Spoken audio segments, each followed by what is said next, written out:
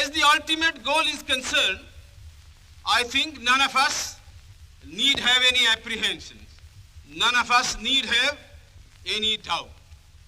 But my fear, which I must express clearly, is this. Our difficulty, as I said, is not about the ultimate future. Our difficulty is how to make the heterogeneous mass that we have today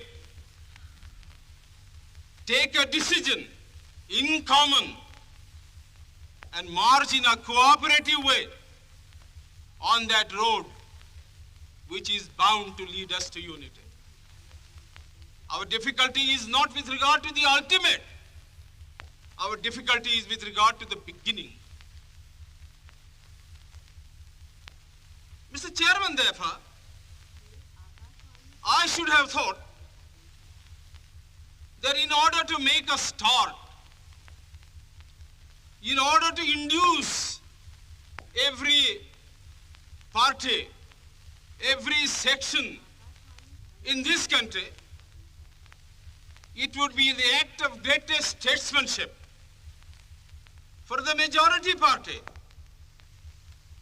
even to make a concession to the prejudices of people who are not prepared to march together. And it is for that I propose to make this appeal. Let us leave aside slogans. Let us leave aside words which frighten people. Let us even make concession to the prejudices of our opponents. Bring them in so that they may willingly join with us on marching upon that road, which, as I said, if we walk long enough, must necessarily lead us to unity.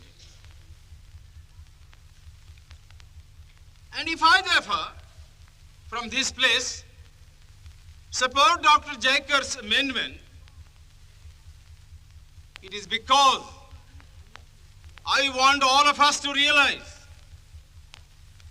that whether we are right or wrong, whether the position that we take is consonance with our legal rights, whether that accords with the statement of May 16th or December 16th, leave all that aside.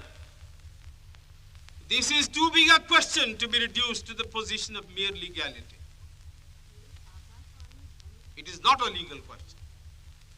I say leave aside all these considerations and make some attempt whereby those who are not prepared to come will come. Let us make it possible for them to come. That is my appeal. In the course of the debate that took place, there were two questions which were raised, and which struck me so well that I took the trouble of taking them down on a note paper. The one question was, it was asked, I think, by my friend, the Prime Minister of Bihar, who spoke yesterday in this assembly. He said, how can this resolution prevent the League from coming into the Constituent Assembly?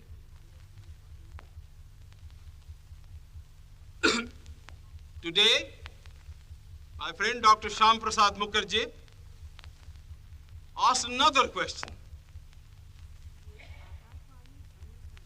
Is this resolution inconsistent with the Cabinet Mission's proposal?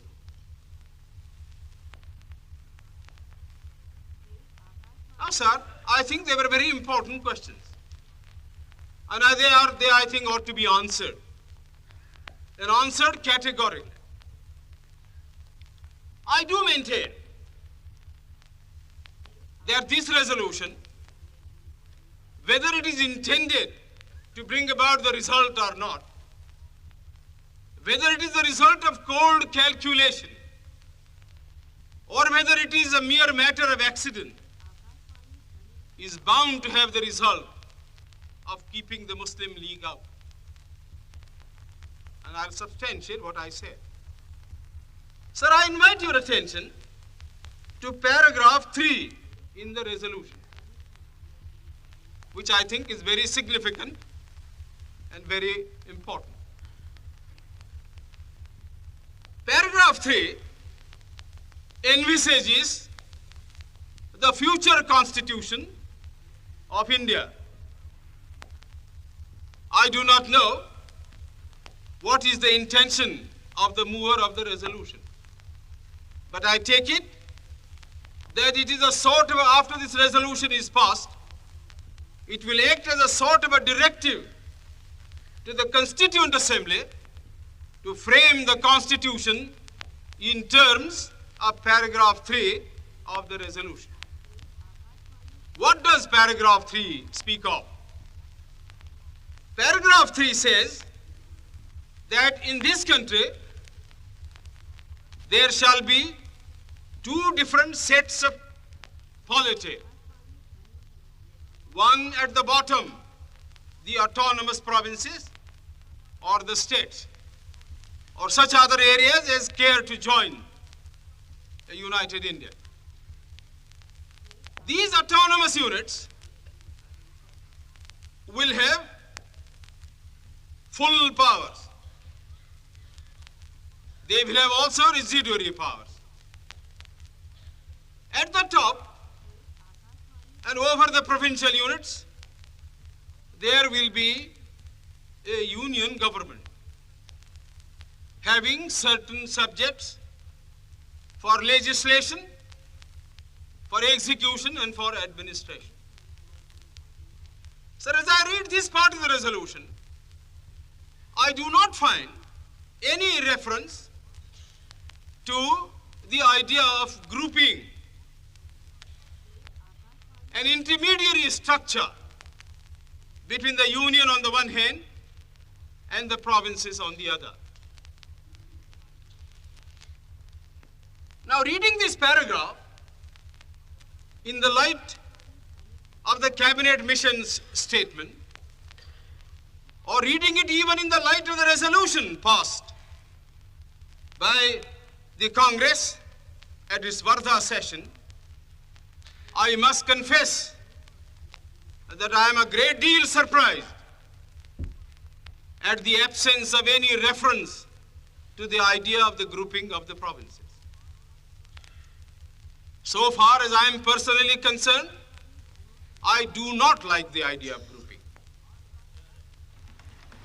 I like a strong, united center, much stronger than the center we had created under the Government of India Act of 1935. But sir, these opinions, these wishes have no bearing on the situation at all. We have traveled a long road. The Congress party, for the reasons best known to itself, consented, if I may use the expression, to the dismantling of a strong center which had grown into this country as a result of 150 years of administration, and which I must say was to me a matter of great admiration and respect. But having given up that position, having said that we do not want a strong center, and having accepted that there must be or should be an intermediate polity, a sub-federation between the union government and the provinces, I like to know why there is no reference in paragraph 3 to the idea of grouping. I quite understand that the Congress party, the Muslim League, and His Majesty's government is not ad idem on the interpretation of that particular idea about grouping.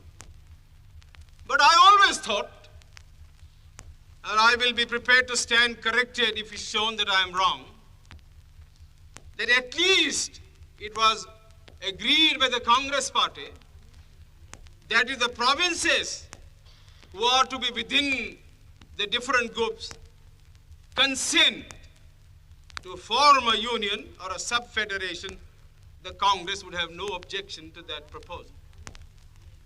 I believe I am correct in interpreting the mind of the Congress party. So the question that I ask is this: why did not the mover of this resolution make reference to the idea of having a union of the provinces or a group of provinces on the terms on which he and his party was prepared to accept? Why is the idea of union completely effaced from this resolution?